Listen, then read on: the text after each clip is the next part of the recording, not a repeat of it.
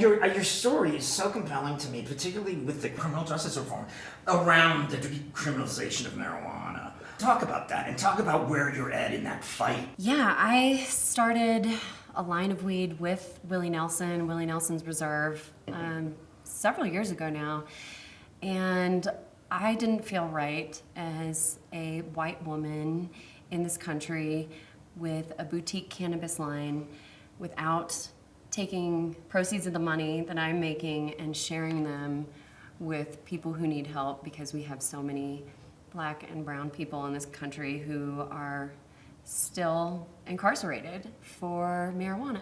And so we have been working with, mine is the Bail Project, who I've been working with pretty closely over the last few years, and then also the Last Prisoner Project. Yeah, it's just been important for me to talk about just my relationship with the plant, because I've really struggled a lot in my life with alcohol abuse, and cannabis has always been there for me. It's really helped with depression, menstrual cramps, headaches. It's really been a friend to me.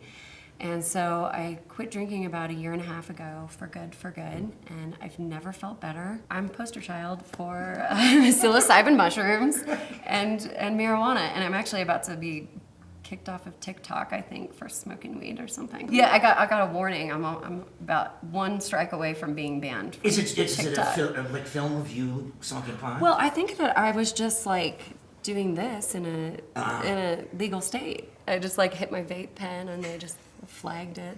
Do you prefer the vape to gummies? Well, I really should just be doing edibles, and I actually just started a line of edibles in Illinois with a 5th-generation farm. It's called Nature's Grace and Wellness. It's an all female-owned, female-led cannabis company, and so these are microdose mints that have 2 milligrams of THC, 2 milligrams of CBD. So I am trying to move there as I get older, because I would really like to preserve my voice. Yeah, vaping is really bad. Yeah, it's really, I know that I should probably just be eating it and drinking it, but they're also different. They affect you very differently. Yeah, I mean, smoking gets it into your system quite immediately. So yeah, I think when I'm smoking joints, I worry about the paper and things bothering my voice. So yeah. I'm trying to become slightly reformed in my older age. So you talk about depression and anxiety and other sorts of mental health issues while you would drink. How is it's only been 1.5 years, but how's those either alleviated or sort of opened another door into your consciousness about how to deal with them? Cannabis is there for me when I need to take the edge off. I deal with a lot of sciatic nerve pain. Me too. It's terrible. After I had children, I just had really bad pain in my hips. Back pain. Occasionally I get migraines. And cannabis is just really, really help. I mean, and obviously with depression and stuff too. And whereas when I was drinking a lot, I felt like it absolutely intensified my anxiety. I think that we're being sold that alcohol is this cure-all for anxiety and depression, and it's going to give you all these friends, but really what it does in the long run is it gives you anxiety and it gives you depression and it takes away your health. There were just a lot of things that I didn't even know about alcohol when I was drinking it. I didn't know what part of my brain it was affecting. I didn't know all of those things. I didn't know that just 2 to 3 drinks a week for women increases your chance of breast cancer by 50%. Yeah. I did not know that. And we are sold alcohol because it is taxed and because it keeps people compliant, it keeps them in line. And I think that drugs like psilocybin mushrooms, I don't even want to say drugs, plant medicines like psilocybin mushrooms and cannabis, they actually create new neural pathways in your brain. Mm-hmm. Yeah, I have really been a big believer of psilocybin mushrooms for many, many, many years, and I've just now felt like the stigma was maybe a little bit less, and I can talk about it and not feel like I'm going to be judged because I'm a parent. I personally was afraid of what people would say about me if I said I needed to quit drinking, and I did it because alcohol had just become such a part of my bad girl image. I started drinking when I was 12 years old. Me too. Yeah. And I did In high it. school. So, yeah, it was just something that was always there, because everybody in my town was drinking. There was really nothing else to do. But in my town also, if you smoked weed, it was very looked down upon. And, the DARE programs and all these things that kind of give you gateway. Yeah, and I'm like, no, actually, I think alcohol was the gateway for me. It definitely was, and I definitely have many things that I regretted doing when I was drunk. But when I'm high, I just end up maybe like taking a nap or chatting too much, or maybe eating one too many pieces of chocolate. Yeah. Were you inspired by anybody when you first got sober, or even in your fight with with rights about the suppression of marijuana and stuff? Definitely reading Willie Nelson's autobiography and hearing how he used to drink and smoke a million cigarettes, which was what I would do. I didn't really smoke until I got drunk. And so then it became this like double, punishing hangover the next day when you smoke 20 cigarettes and have 10 White still Claws. smoke? No, I quit smoking cigarettes too. It was so easy. I kept smoking for a while, and then I read the Alan Carr book. That book was really instrumental to me in quitting smoking cigarettes. There's another one that he does about alcohol, and then also Quit Like a Woman by Holly Whitaker and The Naked Mind.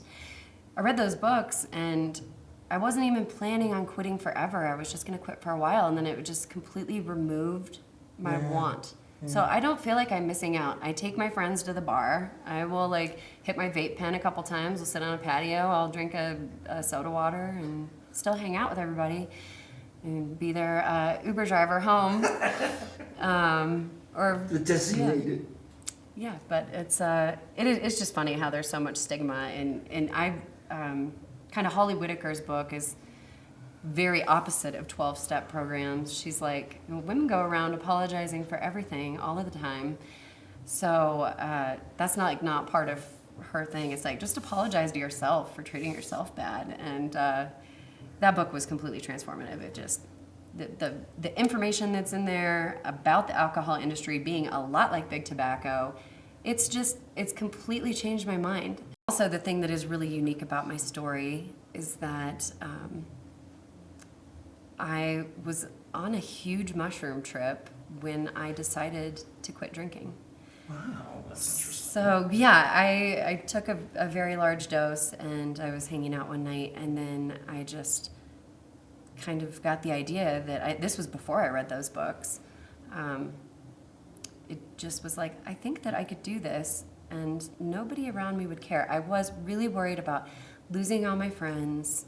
How are people going to react if I'm not drinking? And I realized that it's my own decision, it's my own body, and I'm like I said, I'm still seeing people, I'm still going out.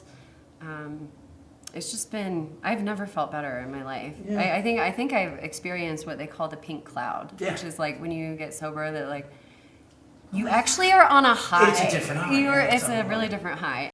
Talk about your book. I started writing it when I was pregnant with my daughter Ramona, and I had just kind of come off of the road and needed something to keep me busy. And then I kind of put it down for a while, and then I started touring a bit again, and then when the pandemic came is when I finished it, and when I quit drinking, because I'd written about 530 pages and it still had no ending. 530 pages. Double spaced? I didn't know. I only thought it was like 300 pages, but because the spacing was wrong, they told me that it was actually 500. Yeah. So then. These are the tricks of publishing. Yeah, I'll catch on. Yeah, you'll catch on. So then, I got an editor, and she was absolutely instrumental in helping me finish it, helping me make chapters and make sense out of it. But it was kind of in the middle of the pandemic that, as I was working on the book, when I really realized that I did need to quit in a really bad way. But it's been the best life change I've ever made. Had you written anything before then?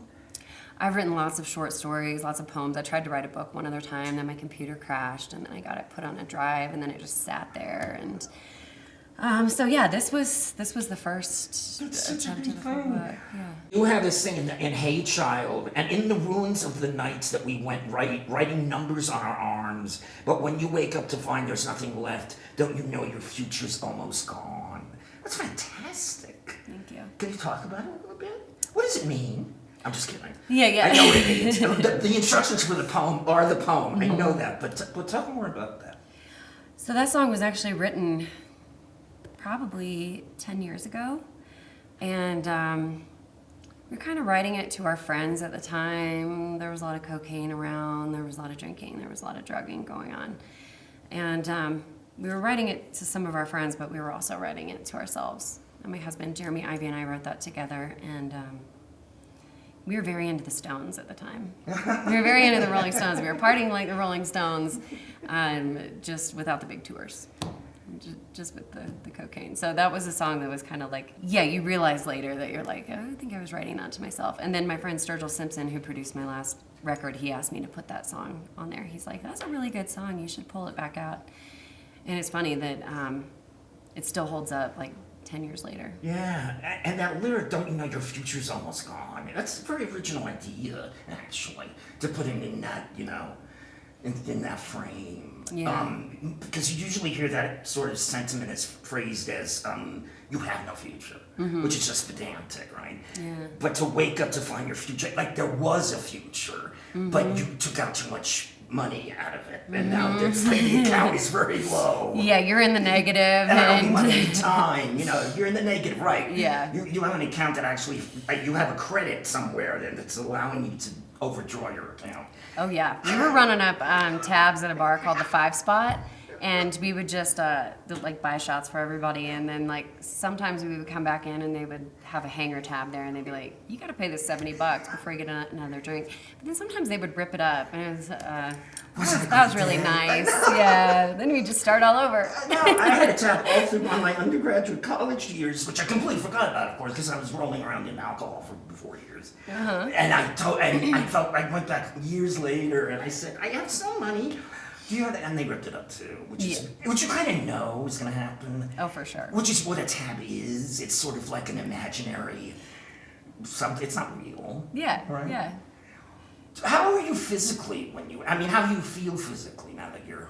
I feel better than I have ever felt. I feel like the monotony of like getting stuck in the cycle of drinking every day. It's like you feel like you're gonna like lose out on like these celebrations of life or something if you can't like drink at it. But really now when I look at my days as opposed to when I was drinking, I was like, well, when you're drinking, every day you're gonna wake up with a hangover. You're gonna have to find 10 different drinks and all the different food to try to make you feel better. And then probably by 5 o'clock again, you're just gonna be going back into the same thing. So it's like, now I wake up, I just have all my days have very different shapes to them.